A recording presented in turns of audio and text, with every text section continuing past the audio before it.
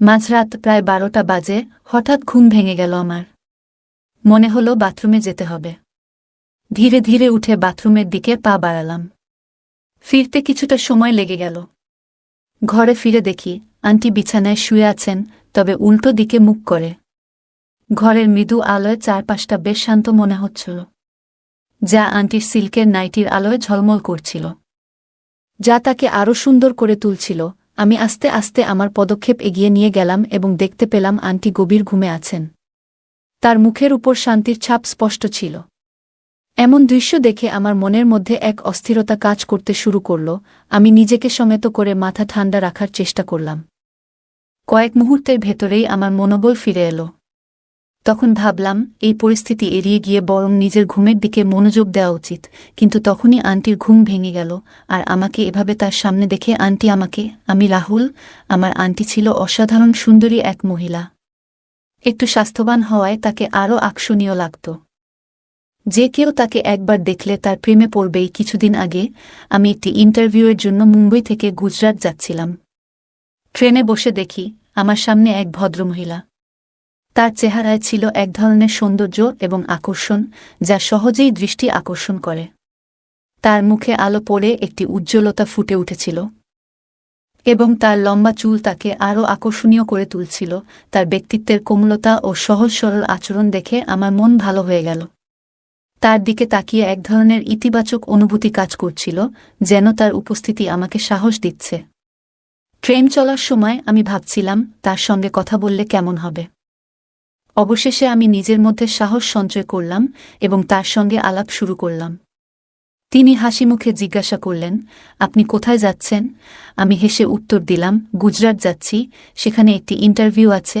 এই কথা শুনে তিনি বললেন, ভালো, আমি গুজরাটেরই বাসিন্দা। তিনি মুম্বাই প্রথম তার স্বামীর সঙ্গে দেখা করতে এসেছিলেন। তারপর আমি জানতে চাইলাম, আপনার নাম কি?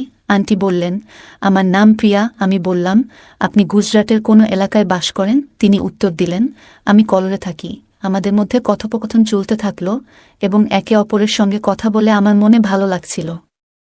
ট্রেনে ভ্রমণ করতে করতে প্রিয়ার ব্যক্তিত্ব আমাকে আরও বেশি আকর্ষণীয় মনে হতে লাগল। আমরা একে অপরের জীবন নিয়ে আরও কিছু গল্প ভাগাভাগি করলাম। আমি তাকে জানালাম যে আমার ইন্টারভিউ একটি অটোমোবাইল কোম্পানিতে। তিনি আমাকে উৎসাহিত করলেন। আমাদের মধ্যে নানা আলোচনা চলতে থাকল এবং পুরো যাত্রাপথে আমি তার দিকে নজর রাখছিলাম। তিনি সত্যিই ভীষণ আকর্ষণীয় লাগছিলেন। হয়তো প্রিয়া এ বিষয়টি বুঝতে পেরেছিলেন, কিন্তু তিনি আমার সঙ্গে কিছু বলেননি। রাতের প্রায় 11টা বাজে যখন ট্রেন কলোল স্টেশনে থামল। আমি এবং প্রিয়া আন্টি দুজনে ট্রেন থেকে নামলাম। আন্টির ব্যাগটি বেশ ভারী ছিল, তাই আমি বললাম, আন্টি, আমি আপনার ব্যাগটা ধরে দিচ্ছি। তিনি আমাকে আন্তরিকভাবে ধন্যবাদ জানালেন এবং আমরা দুজনে স্টেশন থেকে বাইরে এলাম। রাতের আধার নেমে এসেছিল এবং চারপাশে বিশেষ কেউ ছিল না। স্টেশনের বাইরে এসে প্রিয়া জিজ্ঞেস করলেন, এখন রাতে কোথায় থাকার পরিকল্পনা করেছেন? আমি ভাবছিলাম সম্ভবত একটি হোটেল খুঁজতে হবে, কিন্তু আন্টি বললেন, যদি সমস্যা না হয় তাহলে আপনি আমাদের বাড়িতে আসতে পারেন। আমাদের বাড়ি কাছেই আছে, এবং রাতে ব্যাগটি তুলতে আমাকে সাহায্য করার জন্য আপনাকে ধন্যবাদ। আমি কিছুক্ষণ ভেবে তারপর সম্মতি দিলাম। রাত হয়ে গেছে এবং হোটেল খুঁজে বের করার চেয়ে আন্টির বাড়িতে যাওয়াই আমার জন্য ভালো মনে হলো, কারণ ট্রেনে আন্টির সাথে কথা বলে অনেকটাই ফ্রি হয়েছিলাম। আমরা দুজনে রেলপথ ধরে আন্টির বাড়ির দিকে এগোতে থাকলাম। হাঁটতে হাঁটতে আমি আন্টিকে বললাম, আপনার বাড়ি আর কত দূরে? তিনি মুচকি হেসে বললেন, আর একটু দূর, আর তুমি দেখবে আমার বাড়ির পরিবেশ খুব ভালো। তার এই কথায় আমি আশ্বস্ত হলাম এবং ভাবলাম, হয়তো এটা একটি নতুন বন্ধুত্বের সূচনা। যখন আমরা তার বাড়িতে পৌঁছালাম, আন্টি দরজা খুলে আমাকে ভেতরে আসার আমন্ত্রণ জানালেন। ভেতরে ঢুকে আমি বললাম, ধন্যবাদ আন্টি। তিনি হাসিমুখে বললেন, ধন্যবাদ তো আমাকে বলার কথা, তুমি আমার অনেক সহযোগিতা করেছ। বাড়ির ভেতরে একটি নরম আলো ছিল এবং দেয়ালের ছবি বাড়িটিকে অদ্ভুতভাবে সুন্দর করে তুলেছিল। এরপর তিনি স্নেহভরা কণ্ঠে আমাকে জিজ্ঞাসা করলেন, রাহুল, তোমার কি ক্ষুধা লাগছে? কিছু খাবে? সত্যি বলতে আমার পেটেও বেশ খিদে ছিল, তাই বিনয়ের সঙ্গে বললাম, আন্টি, একটু ভাত হলে হয়ে যাবে। তিনি মুচকি হেসে বললেন, ঠিক আছে, আমি একটু পরেই রান্না করি। তুমি সামনের ঘরে গিয়ে বিশ্রাম নাও। আমি তার কথা মতো সামনের ঘরে গেলাম। সেখানে গিয়ে নিজের কাপড় পরিবর্তন করলাম এরপর হাত মুখ ধুয়ে বেশ সতেজ অনুভব করছিলাম। আরামদায়ক একটি লোয়ার আর টি শার্ট পরে একটু আরামের জন্য প্রস্তুত হলাম। পুরো পরিবেশটা শান্ত এবং সহজ ছিল, যা মনে এক ধরনের স্বস্তি এনে দিয়েছিল। কিছু সময় পর আন্টি ব্ল্যাক সিল্কের নাইটি পরে বাইরে এলেন, যা খুবই সুন্দর লাগছিল। তার পোশাক সাধারণ হলেও সেগুলোতে আকর্ষণ ছিল। তিনি হাসিমুখে আমাকে বললেন, কি হয়েছে? ঠিক লাগছে না? আমি তৎক্ষণাৎ বললাম, আন্টি, আপনি তো খুব ভালো লাগছেন। আমার কথায় তিনি মুচকি হাসলেন এবং তারপর রান্নার জন্য কাজে ফিরে গেলেন। আমি বসে বিছানায় ফোনে কিছু দেখতে লাগলাম এবং আন্টি রান্নার কাজ শুরু করলেন। কিছুক্ষণের মধ্যে রান্না করা খাবারের সুগন্ধ এসে গেল এবং আমার ক্ষুধা আরও বেড়ে গেল। আন্টি বললেন, খাবার প্রায় হয়ে গেছে, তুমি টেবিলে বসে যাও। আমি টেবিলে বসে গেলাম এবং তিনি আমাকে ভাত ও তরকারি পরিবেশন করলেন। আমরা খাবার খেতে খেতে পরস্পর কথা বলছিলাম। আন্টি জিজ্ঞেস করলেন, খাবার কেমন লাগছে? আমি বললাম, অত্যন্ত ভালো। এরপর তিনি জানতে চাইলেন, আর তোমার বাড়ি কেমন লাগলো? আমি বললাম, বাড়িও খুব ভালো। তিনি ধীরে ধীরে প্রশ্ন করলেন, এবং এই বাড়ির মালকিনকে কেমন লাগলো? আমি একটু বিস্মিত হয়ে বললাম, তিনি তো খুব ভালো। এটা শুনে তিনি ধন্যবাদ বললেন এবং খাবার খেতে লাগলেন। আমরা দুজনে হাসছিলাম এবং একে অপরের দিকে তাকাতে ভয় পাচ্ছিলাম।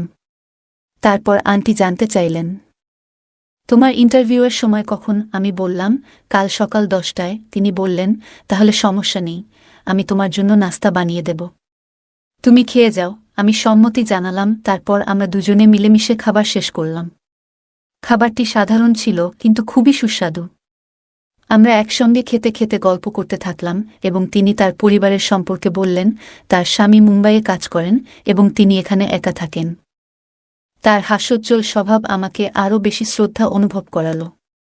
রাত গভীর হয়ে এসেছিল এবং আমরা খাবার খেয়ে থালা বাসন পরিষ্কার করলাম। তারপর আন্টি বললেন, তোমাকে বিশ্রাম করতে হবে, সকালে তাড়াতাড়ি উঠতে হবে। এরপর আমি জিজ্ঞেস করলাম, আপনি কোনো পারফিউম ব্যবহার করেন? আপনার রুম থেকে খুব ভালো সুগন্ধ আসছে। তিনি হাসতে হাসতে বললেন, সবই মহিলা পারফিউম, তোমার জন্য উপযুক্ত নয়। রাতের নিস্তব্ধতায় আমি আন্টির ঘরে শুয়েছিলাম। কিছুক্ষণ পর তিনি ঘরে এসে মুচকি হাসি দিয়ে বললেন, তুমি আর কি কিছু বলবে? আমি হাসতে হাসতে জিজ্ঞেস করলাম, কি জানতে চাও? তিনি আমার চোখের দিকে তাকিয়ে বললেন, যদি তোমার চাকরি এখানে হয়ে যায়, তাহলে তুমি কেমন জায়গায় থাকতে চাও? আমি কিছুক্ষণ ভাবলাম এবং বললাম, আমাকে রেন্টে একটি ঘর নিতে হবে। তিনি কিছুক্ষণ চুপ থাকলেন, তারপর বললেন, তুমি কি আমার বাড়িতে থাকতে পারবে? আমি কিছুটা হতভম্ব হয়ে বললাম, আন্টি, আপনার বাড়িতে আমি কতদিন থাকব? তিনি হাসলেন এবং বললেন, যতদিন তুমি চাও। আমি বললাম, কিন্তু আন্টি, এটা ঠিক মনে হচ্ছে না। তিনি বুঝতে পারলেন এবং বললেন, ঠিক আছে, তুমি রেন্টে থাকতে পারো এবং যেটা বাজারে দেবে সেটা আমার কাছে দিয়ে দিতে পারো। এতে আমারও সুবিধা হবে। এই প্রস্তাবে আমি ভাবলাম, আসলেই এটি একটি ভালো চিন্তা। আমি বললাম, ঠিক আছে, আগে চাকরি তো পেতে হবে, সেটাই আগে দেখতে হবে। তিনি বললেন, তোমার চাকরি পাকা হয়ে গেছে।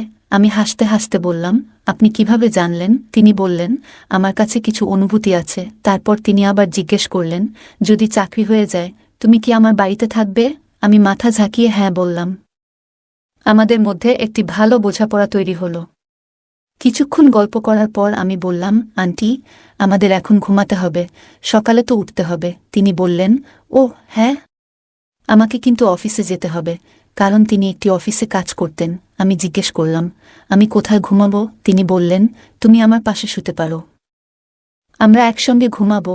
আমি কিছুটা সংকোচ প্রকাশ করে বললাম, না, আমি অন্য ঘরে ঘুমাবো। তিনি বললেন, অন্যান্য ঘরে পরিষ্কার নেই, তুমি আমার ঘরেই শুয়ে যাও। শেষমেশ আমি তার কথা মানলাম। আমি তার কাছে বিছানা চাইলাম এবং নিচে বিছানা পেতে শুয়ে পড়লাম।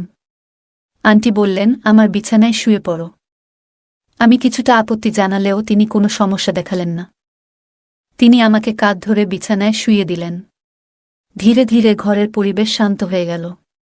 রাতের নিস্ত বাতাসে আমার মনে হল, এই অজানা সাক্ষাৎ আমাদের জন্য নতুন অধ্যায়ের সূচনা হতে পারে। রাত প্রায় 1-2টা বাজে। আমি উঠলাম ও বাথরুমে চলে গেলাম। ফিরে এসে দেখলাম, আন্টি আমার দিকে পিঠ করে শুয়ে আছেন এবং তার পোশাক কিছুটা এলোমেলো ছিল। এটি দেখে আমার মনোভাব একটু অস্থির হয়ে গেল, কিন্তু আমি নিজেকে নিয়ন্ত্রণে রেখেছিলাম এবং আবার শুয়ে পড়লাম। সকালে আন্টি আমাকে 7টায় জাগিয়ে দিয়ে আন্টি বললেন, উঠো, এক কাপ চা খেয়ে নাও। আমি বললাম, আন্টি, আমি চা খাই না। তিনি হাসি মুখে বললেন, কোনো সমস্যা নেই, একটু খেয়ে দেখো। আমি তোমার জন্য ভালোবাসা নিয়ে বানিয়েছি। আমি আন্টির দিকে তাকালাম, তার চোখে এক আশ্চর্য দৃশ্যে কথা বলার ধরন পরিবর্তিত হয়েছে। তার এখন প্রতিটি কথায় অন্য অর্থ খুঁজে পাচ্ছিলাম, কিন্তু আমি নিজের অজান্তেই সবকিছুকে ইগনোর করে যাচ্ছিলাম। প্রস্তুত হয়ে যাওয়ার সময় তিনি বললেন, ইন্টারভিউয়ের পরে আমার সাথে দেখা করতে এসো এবং জানিয়ে দিও তোমার কাজের খবর। আমি হন্না বলে বেরিয়ে গেলাম। আমি একটি অটো নিয়ে ইন্টারভিউ দিতে গেলাম। দুপুর ৩টার দিকে ফিরে এসে দেখলাম আন্টির বাড়ির দরজা তালা লাগানো। আমার কাপড় সব ভিতরে ছিল এবং আমি আন্টির ফোন নম্বর নিতে ভুলে গিয়েছিলাম। তাই আমি আন্টির আসার জন্য অপেক্ষা করতে লাগলাম। সন্ধ্যা ৫টার দিকে আন্টি এলেন এবং তার পোশাক ছিল সত্যিই সুন্দর। তিনি এসে বললেন, ও হায়, আমি তো ভুলে গিয়েছিলাম, তুমি তো আমার অপেক্ষায় ছিলে। দ্রুত দরজা খুলে আমাকে ভেতরে আসতে বললেন। তারপর বললেন, তুমিও একটু দাঁড়াও, আমি কাপড় পরিবর্তন করে আসি। তিনি একটি আরামদায়ক লোয়ার এবং একটি শর্ট টি শার্ট পরে বেরিয়ে এলেন। তারপর তিনি জিজ্ঞেস করলেন, তো এখন বলো কি ঘটেছে। আমি বললাম, আমার তো বাড়ি যেতে হবে। এটি শুনে আন্টি একটু খারাপ লাগলো এবং বললেন, কি হয়েছে? ইন্টারভিউ তো ভালো হয়নি। কাজ পাওনি? কিভাবে সম্ভব? এবার মনে হচ্ছিল যেন আন্টি সত্যিই হতাশ হয়েছেন। আমি উত্তর দিলাম, এমন কিছু নয়। আমার চাকরি হয়ে গেছে এবং আমাকে ৩ দিন পরে যোগদান করতে হবে। আন্টি খুশি হয়ে জানতে চাইলেন, তাহলে তুমি বাড়িতে যাচ্ছ কেন? তার প্রশ্নের মধ্যে বুঝতে পারছিলাম আমার চলে যাওয়া আন্টির জন্য কিছুটা দুশ্চিন্তার সৃষ্টি করেছে। আমি বললাম, আমার কাছে তেমন কাপড় নেই, আমাকে পরিবারের সঙ্গে দেখা করতে যেতে হবে। আমি বললাম, আমি কিছু কাপড়ও নিয়ে আসব ও কিছু জরুরি জিনিসও আনব। এর উপর আন্টি আশাবাদী চোখে প্রশ্ন করলেন, তুমি ফিরে তো আসবে? তার চোখে এমন একটি ভাব ছিল যেন আমার চলে যাওয়ায় আন্টির মন ভালো নেই। আমি উত্তর দিলাম, আন্টি, আমি নিশ্চিত আসব। এটাতে আন্টি কিছুটা খুশি হয়ে বললেন, তুমি কখন যাচ্ছ? ট্রেন কখন? আমি বললাম, কাল সকালে। রাতে সুযোগ ছিল না। এটি শুনে আন্টি অনেক আনন্দিত হলেন এবং বললেন, ঠিক আছে, তাহলে আজ তোমার জন্য রুমের সাজসজ্জা করি এবং সন্ধ্যায় পার্টি হবে। আমি জিজ্ঞেস করলাম, পার্টি কিসের জন্য? আন্টি বললেন, অবশ্যই তোমার চাকরির জন্য। আমি বললাম, কিন্তু আমার কাছে খুব বেশি টাকা নেই। তখন আন্টি বলেন, কোনো সমস্যা নেই, পার্টি আমি দেব, তুমি স্যালারি পেলে ফিরিয়ে দিও। এরপর আমরা একসাথে খেয়ে ও রুমের কাজ শুরু করলাম। কাজ করতে করতে সন্ধ্যা হয়ে গেল। তারপর আন্টি জিজ্ঞেস করলেন, তুমি বাড়িতে খাবা নাকি বাইরেও? আমি বললাম, বাড়িতেই খাবো। আন্টি আবার জিজ্ঞেস করলেন, আর পানীয়? আমি কিছুটা চমকে বললাম, কি বলতে চাচ্ছেন? তিনি হেসে বললেন, তুমি কি ড্রিঙ্ক করো না? আমি বললাম, করেছি। তবে তিনি কথা শেষ করতে না দিয়ে বললেন, তাহলে সিদ্ধান্ত হয়ে গেছে, তুমি বাইরে থেকে কিছু এনে দাও, আমি কিছু খাবার প্রস্তুত করব। তিনি ২,০০০ টাকা দিয়ে বললেন, একটি লিকারের বোতল, কিছু ফল এবং শুকনো ফল আনতে পারো। আর হ্যাঁ, সিগারেটের একটি প্যাকেটও নিয়ে এসো। আমি দোকানে গেলাম বোতল কিনতে এবং দেখলাম একটি বোতল ৯৭০ টাকা। সত্যি বলতে আমি আগে কখনো এত দামি বোতল কিনিনি। তবে আমি বোতল এবং কিছু ফল কিনে ফিরে এলাম। আন্টি তখন রান্না করে রেখেছিলেন। পরোটার সঙ্গে আলু গোশতা তৈরি ছিল। আমাকে দেখে আন্টি বললেন, তুমি পোশাক পরিবর্তন করে নাও, এই পোশাকগুলো নোংরা হয়ে গেছে, দ্রুত শাওয়ার নিয়ে এসে ফ্রেশ হও। আমি বললাম, কিন্তু আমার তো অন্য কাপড় নেই। আন্টি বললেন, এই নাও, একটি লোয়ার এবং একটি টি শার্ট পরে নাও। আমি কাপড় নিয়ে আমার ঘরে গিয়ে স্নান করলাম এবং নতুন পোশাক পরে বের হলাম। আন্টির ঘরে যেতে দেখতে পেলাম তিনি এখনও স্নান করছেন। আমি তাকে ডাকলাম এবং তিনি বললেন, তুমি আসলে কি আনবে তা নিয়ে এসো, আমি এরপর আসছি। তিনি আমাকে পানি এবং কিচেনের বাকি জিনিস সম্পর্কে নির্দেশ দিলেন। আমি সব কিছু প্রস্তুত করে ড্রাই ফ্রুট কেটে নিয়ে প্লেটে সাজালাম। ২ জনের জন্য গ্লাসে পানিও রেখে দিলাম। ড্রয়িং রুমে বসেছিলাম যখন আন্টি ঘরে এলেন। আমি তাকে দেখছিলাম, কারণ আন্টি একটি ছোট নিক্কার এবং একটি ছোট টপ পরেছিলেন। এবং তখন আন্টি ট্রেন্ডিং পোশাক দেখে একদম হতভম্ব হয়ে গেলাম। আন্টি আমার দৃষ্টি বুঝতে পেরে মিষ্টি করে বললেন, কি দেখছ? আমি চোখ সরিয়ে বললাম, কিছু না, শুধু আপনার সৌন্দর্য দেখছিলাম। তখন তিনি হাসতে লাগলেন। সত্যি আন্টিকে অনেক সুন্দর লাগছিল তখন। আমি গ্লাসে পানি ঢালতে শুরু করলাম। আন্টি পাশে বসে গেলেন। তার গায়ে একটি দারুণ সুগন্ধ ছিল যা সত্যিই মনে ধরে যাচ্ছিল। আমরা একসাথে একটি পানীয় নিতে শুরু করলাম।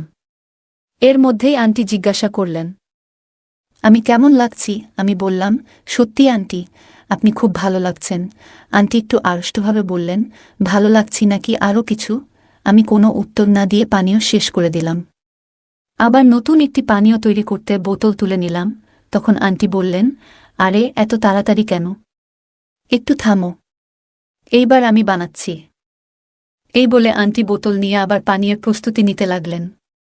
পানীয় শেষ করার পর আন্টি সিগারেটের প্যাকেট তুলে নিয়ে একটির প্রস্তুতি নিলেন। একটু মজার স্বরে তিনি বললেন, জানো, একটা কথা জিজ্ঞাসা করতে পারি? আমি বললাম, অবশ্যই আন্টি। তিনি বললেন, তুমি সত্যি বলবে নাকি মিথ্যে? আমি বললাম, সত্যি বলবো। তিনি প্রশ্ন করেছিলেন, তোমার কতজন গার্লফ্রেন্ড আছে? এই কথা শুনে আমি তাকে এক ফাঁকে দেখলাম। আন্টি চোখের ইশারায় বললেন, বলো তো। আমি বললাম, আন্টি, একজনই আছে। তিনি মৃদু হাসি দিয়ে বললেন, তোমার কি তার সঙ্গে ভালো সম্পর্ক গড়ে উঠেছে? আমি সরলভাবে উত্তর দিলাম, হ্যাঁ। হয়েছে। আন্টি আবার জানতে চাইলেন, তোমরা কতবার দেখা করেছ? আমি বললাম, শুধু 2 বার। আমার কথা শুনে তিনি সিগারেট এগিয়ে দিলেন। আমি সিগারেটটি হাতে নিয়ে কিছুক্ষণ তার দিকে তাকিয়ে রইলাম। তার চেহারায় যেন এক ধরনের উচ্ছ্বাস ফুটে উঠেছিল। তার চোখে মুখে এমন এক প্রকাশ ছিল যা বোঝাচ্ছিল তিনি খুব স্বাভাবিকভাবেই এই কথোপকথন উপভোগ করছেন। হঠাৎ তিনি কিছুটা এগিয়ে এসে হাসি মুখে বললেন, কেন এমনভাবে তাকিয়ে আছো? কি ভাবছ? আমি মৃদু হাসি দিয়ে চুপ করে থাকলাম। সেই মুহূর্তটা ছিল শান্ত এবং অদ্ভুতভাবে গভীর, যেন কথার বাইরেও কিছু অনুভূতি প্রকাশ পাচ্ছিল। তিনি আবার বললেন, বলো তো। জানু, কি ভাবছ? আমার কসম। আমি বললাম, আন্টি, আপনি সত্যিই অসাধারণ লাগছেন। আন্টি হাসতে হাসতে বললেন, এটা তো আমি জানি, কিন্তু আমার স্বামীও তো আমাকে এভাবে বলেছিল।